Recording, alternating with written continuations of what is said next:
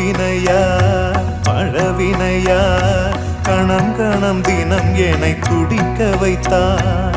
பொருளுக்கு அலைந்திடும் பொருளற்ற வாழ்க்கையும் துரத்துதே. உன் அருள் அருள் அருள் என்று அலைகின்ற மனம் இன்று பிதற்றுதே. அருள் விழியால் நோக்குவாய், மலர்பதத்தால் தாங்குவாய். உன் திருக்கரம் என்னை அரவணைத்துனதருள் பெற பிச்சை பாத்திரம் ஏந்தி வந்தேன்.